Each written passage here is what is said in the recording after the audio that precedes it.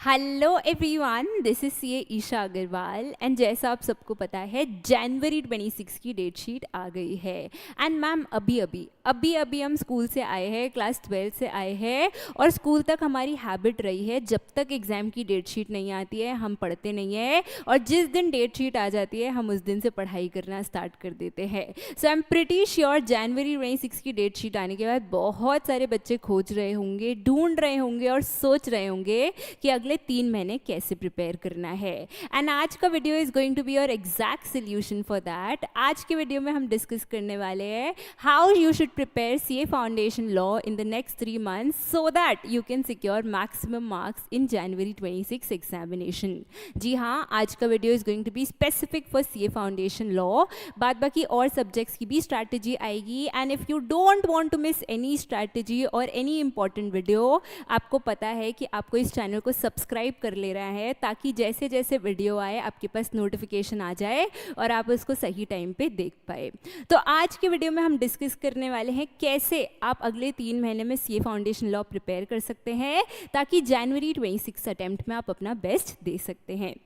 सबसे पहले बात करते हैं कि मैम आखिर एग्ज़ाम है कब। तो अभी हाल ही में इंस्टीट्यूट ने नोटिफिकेशन निकाला था जिसका पीडीएफ आपको अभी अनाउंसमेंट सेक्शन के अंडर भी अवेलेबल मिल सकता है, जहां पे उन्होंने बताया था जनवरी 26 एग्जामिनेशन के लिए तीनों level of chartered accountancy examination के डेट्स क्या क्या रहेंगे। और अगर मैं बात करूं सीए फाउंडेशन के, तो सीए फाउंडेशन के डेट्स है 18, 20, 22 और 24 जनवरी। अब मैम इन्होंने यहाँ पे डेट्स तो निकाल दिए, पर मैम ये बताया ही नहीं कौन सा पेपर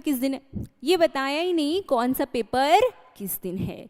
तो अगर आप पहली बार सीए एग्जामिनेशन दे रहे हैं तो ये डाउट होना एकदम नॉर्मल है, कोई भी टेंशन की बात नहीं है और हमारा फ़र्ज़ है आपको समझाना। तो मैं बता देती हूँ, जब भी इंस्टीट्यूट डेट्स रिलीज़ करता है एग्ज़ाम के लिए तो वो पेपर वाइज होता है एंड कौन सा पेपर कौन सा सब्जेक्ट है ये आपको कैसे पता चलेगा। तो very simple, in the ICI module ही आपको फ्रंट पेज पे पता चल जाता है कि आपका पेपर वन इन फाउंडेशन है अकाउंट्स, पेपर 2 इन फाउंडेशन है business laws, paper 3 in foundation है क्वांटिटेटिव एप्टीट्यूड यानी maths and paper 4 in CA foundation है आपका इकोनॉमिक्स। यानी 18 तारीख को है आपका सीए फाउंडेशन अकाउंट्स का एग्जाम, 20 तारीख को है आपका लॉ का एग्जाम, 22 तारीख को है आपका मैथ्स का एग्जाम और 24 तारीख को है आपका इकोनॉमिक्स का एग्जाम। तो जी हमारा टारगेट हुआ ये 20 जनवरी, पर हमें इससे कोई लेना देना नहीं होना चाहिए क्योंकि जब हम स्ट्रैटेजी प्रिपेयर कर रहे हैं ना, हम देख रहे हैं हमारे पास कितने दिन है पढ़ने के लिए, तो we should always take the cut off date as 3 days before accounts exam. क्योंकि देखो सिंपल सी बात है, 16, 17 और 18 तुम अकाउंट्स पढ़ोगे और उसके बाद जो रिस्पेक्टिव सब्जेक्ट्स के एग्जाम है तुम उस पर ध्यान दोगे। तो इसीलिए अगर मैं बात करूँ कि हमारे पास कितने दिन है लॉ पढ़ने को, तो हमें कट ऑफ लेना चाहिए 15 जनवरी। और अगर 15 जनवरी को हम कट ऑफ ले तो अक्टूबर, नवंबर, दिसंबर और जनवरी के 15 दिन मिला के आपके पास है कुल मिला के 107 दिन यानी 107 डेज। अब क्या मैम ये पूरे 107 डेज हमें लॉ को दे देने चाहिए? इस पूरे 107 डेज में हमें लॉ ही करना चाहिए क्या? कोई भी ज़रूरत नहीं है। मेरी मानो सिर्फ 75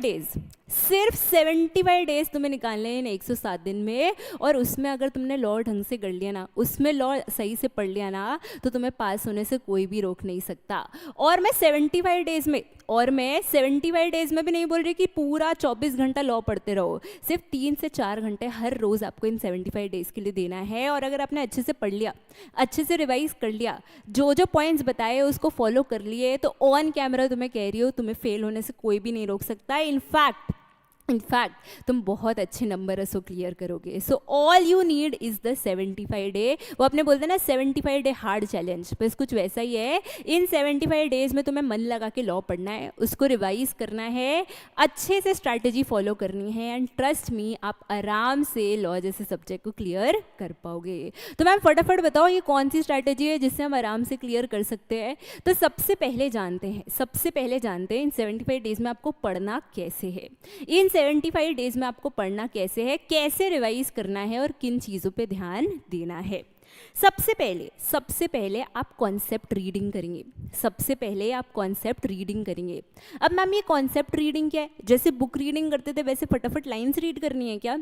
बिल्कुल भी नहीं. कॉन्सेप्ट रीडिंग मतलब ये देखना कि आपको कॉन्सेप्ट समझता है या नहीं समझता है, मतलब आपको कॉन्सेप्ट समझ में आ रहा है या नहीं आ रहा है. तो सपोज सोगा का एक टॉपिक है केविएट एम्प्टर, मैंने वो उठाया तो मैं उसमें देखूंगी कि क्या मुझे केविएट एम्प्टर का मतलब पता है, क्या मुझे केविएट एम्प्टर के एक्सेप्शंस का मतलब पता है, और अगर ज़रूरत पड़ी तो मैं खुद से एक एग्जाम्पल क्रिएट करके देखूंगी, या जिस भी ट्यूशन टीचर से आपने क्लास ली है उसका एग्जाम्पल एक बार गो थ्रू करूंगी.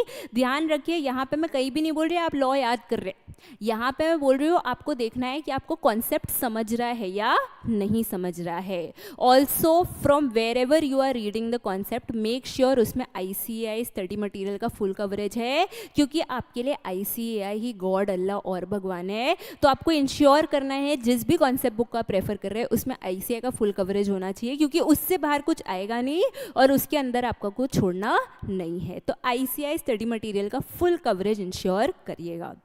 तो सबसे पहला काम जो आपको करना है, कुछ याद नहीं करना है, कुछ रटना नहीं है. सबसे पहले आपको ये देखना है कि क्या आपको कॉन्सेप्ट समझा या नहीं समझा. वंस यू आर सेटिस्फाइड कि हाँ मुझे कॉन्सेप्ट समझा, आपको नेक्स्ट स्टेज पे जाना है जहाँ पे आपको कॉन्सेप्ट याद करना है. अब बहुत सारे बच्चों के मन में कन्फ्यूजन होती है, मैम कैसे याद करना चाहिए. क्या जैसे 12th में इकोनॉमिक्स पूरा रट्टा मार के जाते थे वैसे रट्टा मार के जाना चाहिए, या फिर जो कॉमर्स ऊपर से पढ़ के चले जाते थे और बना के लिख लेते थे वैसे याद करना चाहिए. तो मैं बोलूँ आपको दोनों एक्सट्रीम केस में नहीं जाना. आपको फोकस करना है कीवर्ड्स पे. अभी देखो अगर आपने किसी ट्यूशन टीचर की क्लास ली है तो आई एम प्रिटी श्योर उन्होंने आपको कीवर्ड्स मार्क कराए होंगे, तो आपको पता है क्या क्या इंपॉर्टेंट वर्ड्स है. पर अगर आपने किसी की क्लास नहीं ली और अगर आप सेल्फ स्टडी कर रहे हो ना, तो भी आप ICAI के आंसर्स देखोगे ना तो आपको खुद समझेगा कुछ चीज़ें बहुत इरेलीवेंट है और कुछ चीज़ें जो है वो इम्पॉर्टेंट है एंड वो कीवर्ड्स के तरह मार्क होती है. आपको बस उन पे ही फोकस करना है. आपको ध्यान से कीवर्ड्स पढ़ के जाने हैं, कीवर्ड्स को याद करके जाना है. बाकी इधर उधर का जो सेंटेंस है मैं आपको गारंटी दे रही हूँ आप आराम से बना लेंगे अगर आपको कीवर्ड्स याद है. तो अपने को याद करते हुए पूरा रट्टा भी नहीं मारना है और पूरा ऐसे भी नहीं छोड़ना है कि सब बना के लिख लेंगे. अपने को कीवर्ड्स पे ध्यान देके याद करते रहना है. अब मैम याद तो कर लिया पर याद रखना भी एक टास्क है. याद करना तो टास्क है, याद रखना भी एक टास्क है. अब मैम याद रखे कैसे? तो इसके लिए 2 सिंपल ट्रिक्स बता रही हूँ, ये आप फॉलो कर सकते हैं. सबसे पहले डे एंड पे जो भी टॉपिक आपने उस दिन पढ़ा ना, रात को एक सिंपल सी वाइट शीट लो और उस पर स्क्रिबल करो या उस पर लिखो छोटे छोटे शब्दों में कि क्या आज पढ़ा. उससे क्या होता है आपका रिटेंशन पावर बढ़ता है, साथ में आपको एक कॉन्फिडेंस आता है हाँ चलो मुझे चीज़ें याद है. Next and the most important one, जब भी आप नेक्स्ट डे लॉ पढ़ने बैठ रहे हैं तो पहले आधा घंटा आप निकालेंगे पिछले दिन के रिविजन पे, एंड फिर ही नेक्स्ट डे के टॉपिक से स्टार्ट करेंगे. मैं बता रही हूँ आपको ये एक हफ्ते ये दोनों ट्रिक्स एकदम बेतुकी लगेंगे. हैं मुझे तो सब याद है, इसमें टाइम वेस्ट हो रहा है. बट ट्रस्ट मी जब आप इसको 75 डेज़ के लिए फॉलो करेंगे ना, आप खुद देखेंगे कि आपका कॉन्फिडेंस कितना ज़्यादा बढ़ गया है, आपका रिटेंशन कैपेसिटी कितना ज़्यादा बढ़ गया है. और जब आप नेक्स्ट डे पहले पिछले दिन का रिवीजन कर लेंगे ना, कॉन्फिडेंस आ जाएगा ना, तो आपको भी खुद का माइंड लगेगा क्लियर है, क्लीन है, अब मैं जो भी नेक्स्ट डे का टॉपिक है वो आराम से पढ़ सकता हूँ. तो अगर आपको लगता है कि आपको रिटेंशन में प्रॉब्लम है, आपको याद रखने में प्रॉब्लम है, तो ये 2 ट्रिक्स आपको ज़रूर यूज़ करना चाहिए. अब ये तो जी हो गई कॉन्सेप्ट्स की बात, पर मैम क्या सिर्फ कॉन्सेप्ट्स पढ़ने से, सिर्फ कॉन्सेप्ट्स रिवाइज करने से मार्क्स मिल जाएंगे क्या? सिर्फ कॉन्सेप्ट्स पढ़ने से, सिर्फ कॉन्सेप्ट्स रिवाइज करने से मार्क्स मिल जाएंगे क्या? बेटा इतना आसान तो नहीं है मार्क्स लाना, इतना आसान नहीं है मार्क्स लाना। सिर्फ कॉन्सेप्ट पढ़ने और रिवाइज करने से कुछ नहीं होगा, आपको क्वेश्चंस भी सॉल्व करने हैं, आपको क्वेश्चंस भी सॉल्व करने हैं। और आप क्वेश्चंस कहाँ से सॉल्व कर सकते हैं?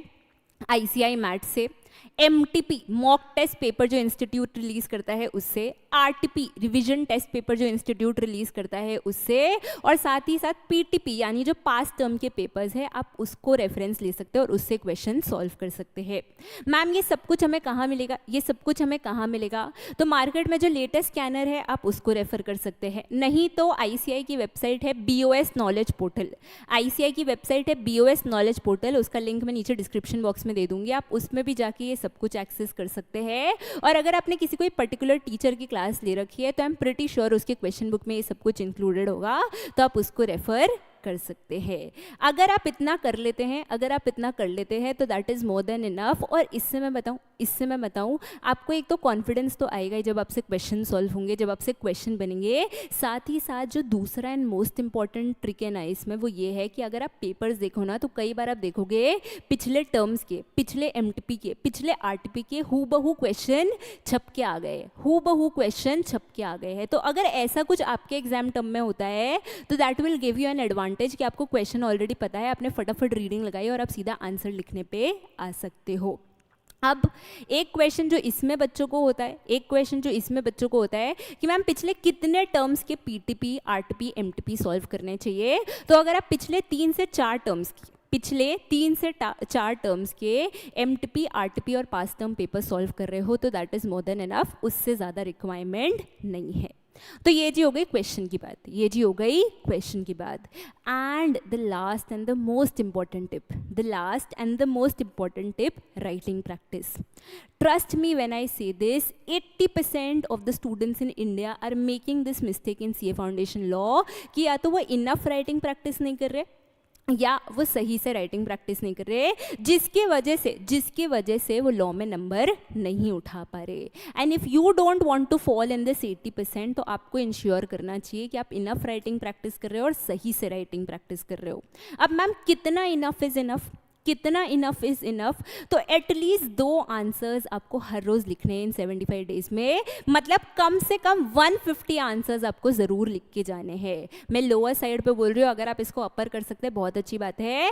कम से कम 150 आंसर्स आपको लिख के जाने ही जाने हैं। और मैम ये राइटिंग प्रैक्टिस करनी कैसे, ये राइटिंग प्रैक्टिस करनी कैसे है? तो जो भी आपने टॉपिक पढ़ा उससे रिलेटेड आप 2 क्वेश्चन उठाएंगे, खुद से आंसर लिखेंगे, सजेस्टेड आंसर जो इंस्टीट्यूट ने दे रखा है उसके लिए उससे कंपेयर करेंगे, और अपने जो भी प्रॉब्लम एरियाज होंगे ना उसको किसी नोटबुक में नोट करेंगे, ताकि कल को जब आप दूसरा आंसर लिख रहे हैं तो आप उसमें मिस्टेक नहीं कर रहे। So this is the correct method of writing practice. पर मैम राइटिंग प्रैक्टिस इतना ज़रूरी है क्यों?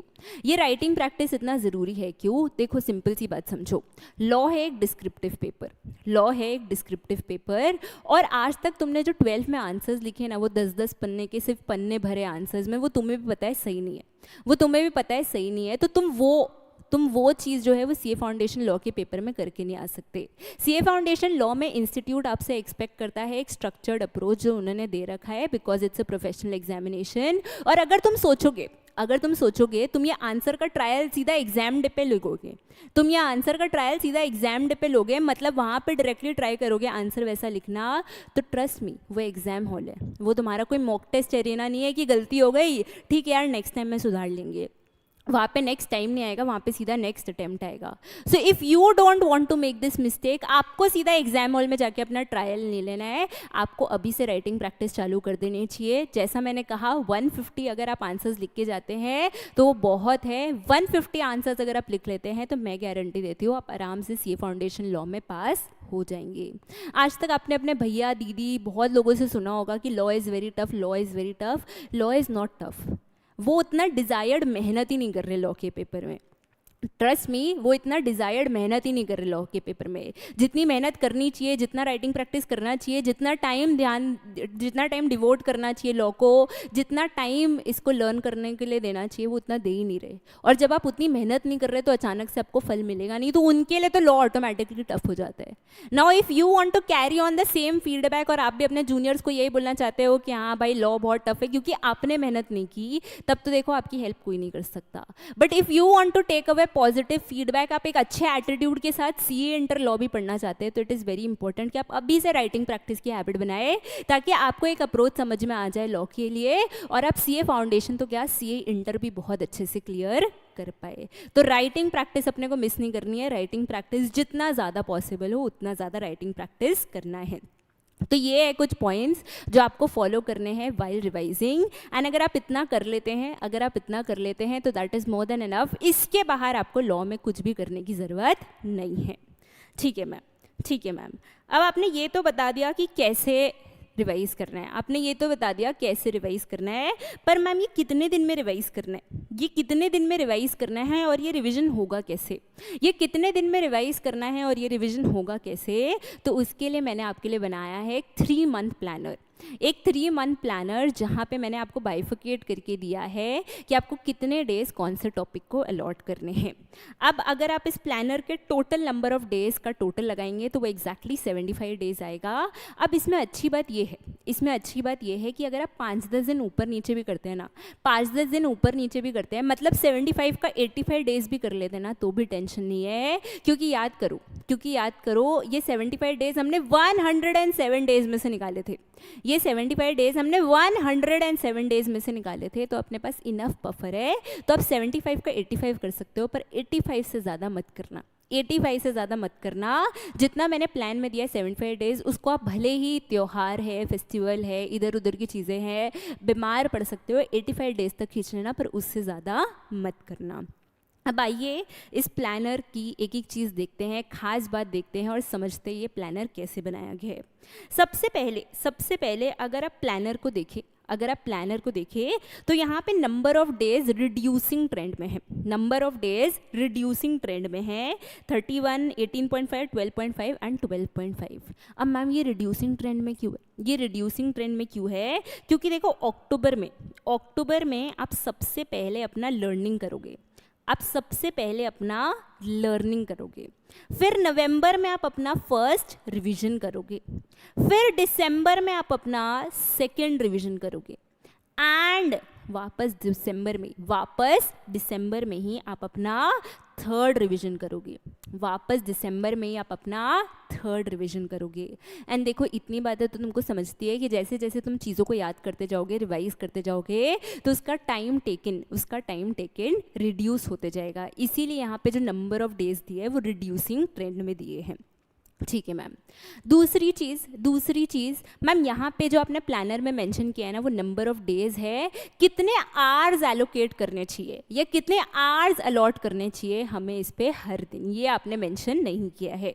तो ये मैंने इसलिए मेंशन नहीं किया है because I think this should be as per the students perspective. मुझे ऐसा लगता है अगर आप हर रोज़ 3.5 से 4 घंटे दे रहे हैं तो ये प्लानर के हिसाब से जितने भी रिक्वायरमेंट्स हैं आप आराम से मीट कर पाएंगे। पर अगर आपको लगता है वही काम 3 घंटे में आपसे हो जाएगा तो आप 3 घंटे के साथ जा सकते हैं, और अगर आपको लगता है नहीं मैम उसको करने में मुझे 5 घंटे लग जाएंगे तो आप 5 घंटे में जा सकते हैं। जैसे सिंपल सी बात समझिए, यहाँ पे सोगा में मैंने फर्स्ट लर्निंग में लिखा है 6 डेज। अभी अगर आपको एज अ स्टूडेंट लग रहा है कि मैम मैं हर रोज़ 6 दिन के लिए 3 घंटे दूंगा तो भी मुझसे सोगा लर्न हो जाएगा, तो आप 3 घंटे पे जा सकते हैं। और अगर आपको लग रहा है नहीं मैम मुझे 5 घंटे हर रोज़ देने पड़ेंगे 6 दिन के लिए तब मेरा सोगा कंप्लीट होगा, तो आप 5 घंटे के हिसाब से जा सकते हैं। तो that is totally dependent on you कि आपको कितना आवर्स अलॉट करना है। अगर मैं एवरेज की बात करूँ तो 3.5 से 4 घंटे अगर आप अलॉट करते हैं तो आराम से आप इस प्लानर के जितने भी रिक्वायरमेंट्स हैं वो मीट कर पाएंगे। ठीक है मैम, आर्ट्स का समझ में आ गया। अब जो नेक्स्ट चीज़ है कि मैम आपने टॉपिक वाइज ये तो बता दिया कि कितने डेज अलॉट करने हैं, क्या इस टॉपिक्स को करने का कोई सीक्वेंस भी है? देखिए मैंने यहाँ पे टेबल में मोस्ट सूटेबल सीक्वेंस जो मेरे हिसाब से होना चाहिए था वो मैंने सजा के दिया है।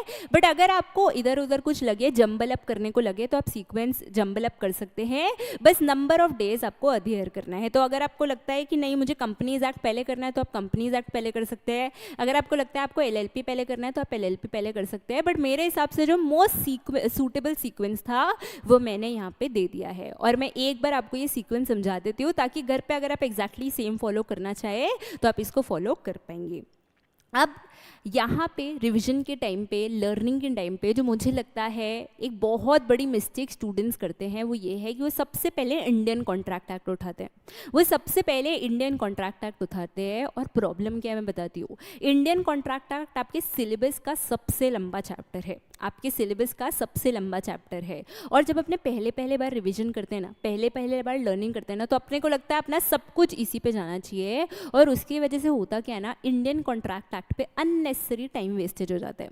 इंडियन कॉन्ट्रैक्ट एक्ट पे अननेसेसरी टाइम वेस्टेज हो जाता है। और उस 20 मार्क के लिए बाकी जो 80 मार्क के चैप्टर्स है, बाकी जो 80 मार्क के चैप्टर्स है वो सारा अपने इग्नोर कर देते हैं। और यार तुम सीए फाउंडेशन के स्टूडेंट्स हो, इतना मैथ्स तुमको समझता है कि 20 मार्क इंपॉर्टेंट है या 80 मार्क। इसीलिए जब भी आप घर पे लर्निंग करें या रिवीजन करें या कुछ भी लॉ से रिलेटेड करें तो मेरा प्रेफरेंस यही होता है कि पहले इंडियन कॉन्ट्रैक्ट एक्ट आपको नहीं छेड़ना चाहिए, क्योंकि इंडियन कॉन्ट्रैक्ट एक्ट अगर आप छेड़ेंगे तो आपका मोस्ट टाइम उधर ही चला जाएगा। एंड बाकी एरियाज़ पे जहाँ पे आप आराम से मार्क्स उठा सकते हैं वहाँ पे आपका टाइम नहीं जाएगा। तो इसीलिए मैंने जो सीक्वेंस प्लान किया है वो कुछ ऐसा है कि सबसे पहले आप करेंगे इंडियन रेगुलेटरी फ्रेमवर्क। सबसे पहले आप इंडियन रेगुलेटरी फ्रेमवर्क करेंगे। बहुत ही छोटा सा प्यारा सा चैप्टर है, इससे हर बार क्वेश्चन आए ऐसा ज़रूरी नहीं है, बट एक बार आपको रीडिंग लगा लेनी चाहिए। तो सबसे पहले आपको करना है इंडियन रेगुलेटरी फ्रेमवर्क। दूसरा अगर आप देखें तो मैंने 3 चैप्टर्स का बंडल बनाया है, सोगा, इंडियन पार्टनरशिप एक्ट और नेगोशिएबल इंस्ट्रूमेंट्स। अब ये जो तीनों चैप्टर्स हैं ना, ये छोटे छोटे से, ये प्यारे प्यारे से है, लर्न करने में आसान है। और एक खास बात बताऊँ, ये स्कोरिंग भी बहुत है। तो अगर आप ये तीनों चैप्टर्स कर लेते हैं ना तो आपके 50 मार्क तो ऑलरेडी इन है। हाँ मैम ऐसा भी होता है? जी हाँ बिल्कुल ऐसा होता है। तो मुझे ऐसा लगता है आपको ये 3 चैप्टर्स फटाफट सल्टा लेने चाहिए। इस 3 चैप्टर्स के बाद अदर चैप्टर्स में आपके और क्या बचता है, कंपनीज एक्ट और एलएलपी बचता है, जिसमें एलएलपी का पोर्शन आपका छोटा सा है, कंपनीज एक्ट बड़ा है। तो आप पहले कंपनीज एक्ट कवर करेंगे एंड उसके बाद आप एलएलपी कवर करेंगे। और इसको करने के बाद फिर आपके 20 मार्क इन हो जाएंगे। मतलब जब तक आप इंडियन कॉन्ट्रैक्ट एक्ट में पहुंच रहे हैं ना, ऑलरेडी 70 मार्क का रिवीजन आपने कर रखा है। अब आप सिंपल सी बात सोचो, जब आप इंडियन कॉन्ट्रैक्ट एक्ट पढ़ने बैठोगे तो आपका माइंड कितना रिलीव्ड होगा कि ठीक है भाई 70 मार्क कवर है। और जब माइंड रिलीव्ड होगा ना तो आप कॉन्सेप्ट को भी फटाफट ग्रैब कर पाओगे और रिटेल कर पाओगे। तो मेरे हिसाब से this is the best sequence that you should follow while learning और while रिवाइजिंग। ये मेरे सबसे बेस्ट है, क्योंकि जैसा मैंने कहा इसमें क्या है, अदर चैप्टर्स आप पहले कर ले रहे हो तो आप पे इंडियन कॉन्ट्रैक्ट का प्रेशर भी नहीं पड़ रहा है और सब कुछ टाइमली भी हो जा रहा है। बाकी अगर आपका मन करे इंडियन कॉन्ट्रैक्ट एक्ट पहले करना है तो आप वो कर सकते हैं, कंपनीज एक्ट पहले करना है तो आप वो कर सकते हैं, टोटली डिपेंडेंट ऑन यू। ठीक है मैम, सीक्वेंस भी समझ में आ गया। पर मैम एक लास्ट क्वेश्चन है, ये जो आपने नंबर ऑफ डेज रिड्यूस किए तो क्या रिड्यूस डे में भी स्ट्रैटेजी की जितने पॉइंट्स आपने बताए वो हमें फॉलो करने पड़ेंगे क्या? मतलब हर बार कॉन्सेप्ट रीड, हर बार कॉन्सेप्ट लर्न, हर बार इतने सारे क्वेश्चन सॉल्व और राइटिंग प्रैक्टिस करना पड़ेगा क्या? नहीं, हर बार ये चारों स्टेप्स फॉलो नहीं करने हैं। सबसे पहले जब आप लर्निंग कर रहे हैं यानी अक्टूबर के मंथ में, तब आप कॉन्सेप्ट रीड करेंगे, तब आप कॉन्सेप्ट लर्न भी करेंगे, तब आप सारे क्वेश्चंस भी फॉलो करेंगे और तब आप राइटिंग प्रैक्टिस भी करेंगे। मतलब स्ट्रैटेजी के सारे पॉइंट्स आप फर्स्ट लर्निंग में ज़रूर इंप्लीमेंट करेंगे। नेक्स्ट जब आप फर्स्ट रिवीजन में आएंगे तो अब आपने कॉन्सेप्ट तो पढ़ लिया, कॉन्सेप्ट याद भी कर लिया है, तो कॉन्सेप्ट रीडिंग अब आप स्किप कर सकते हैं। अब आप सीधा आ सकते हैं कॉन्सेप्ट रिवीजन पे। एंड साथ यहाँ पे ना अब आपको सारे क्वेश्चन सॉल्व करने की ज़रूरत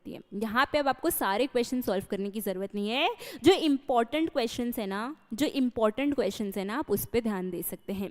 अगर आपकी रिस्पेक्टिव फैकल्टी ने इंपॉर्टेंट क्वेश्चन मार्क कराए हैं तो आप उसको रेफर कर सकते हैं। नहीं तो जब आप इस टाइम पे क्वेश्चंस कर रहे हैं ना तभी आपको इंपॉर्टेंट क्वेश्चंस मार्क कर लेने चाहिए। एंड कुछ भी हो जैसा मैंने कहा राइटिंग प्रैक्टिस बननी होनी चाहिए, तो राइटिंग प्रैक्टिस आप यहाँ पे भी करेंगे। फिर जब आप नेक्स्ट रिवीजन में आएंगे तो ऑब्वियसली अब आपने एक बार चीज़ें याद कर ली है, एक बार रिवाइज भी कर लिया है, तो रिवीजन में जब आपको टाइम लगने वाला है वो बहुत ज़्यादा कम हो गया है। तो यहाँ पे सबसे पहले आप रिवाइज करेंगे, सबसे पहले आप रिवाइज करेंगे। फिर जो इम्पॉर्टेंट क्वेश्चंस में भी इम्पॉर्टेंट है, इम्पॉर्टेंट में भी इम्पॉर्टेंट है, जो आपको लग रहा है बहुत डिफिकल्ट है, कल को आ जाएंगे मैं सॉल्व नहीं कर पाऊंगा, आपको वो सॉल्व करना है। और राइटिंग प्रैक्टिस का हाथ बिल्कुल नहीं छोड़ना है, राइटिंग प्रैक्टिस आपको यहाँ पे भी करते रहना है। एंड लास्ट, जब आप दिसंबर के लास्ट फ्यू वीक्स में रिविजन कर रहे होंगे तब आपको फिर से कॉन्सेप्ट्स रिवाइज करने हैं, इंपॉर्टेंट में इंपॉर्टेंट क्वेश्चन सॉल्व करना है और राइटिंग प्रैक्टिस करनी है। तो जैसा मैंने कहा था कि अगर आप इस प्लान को फॉलो कर लेते हैं, शिद्दत से अच्छे से रिवाइज करते हैं, लर्न करते हैं, स्ट्रैटेजी में जितने पॉइंट्स बताए उसको फॉलो करते हैं, तो trust me you will be able to clear CA foundation law very easily. आपके लिए कोई भी बड़ी बात नहीं होगी। So that is it from my side. Thank you so much for giving in your time. And जैसा मैंने कहा बाकी फैकल्टीज़ की भी स्ट्रैटेजी वीडियो जल्दी आएगी, तो stay tuned for that and for more such interesting videos on the channel. You know what you'll have to do, like this video, share this video and subscribe the channel. Thank you so much.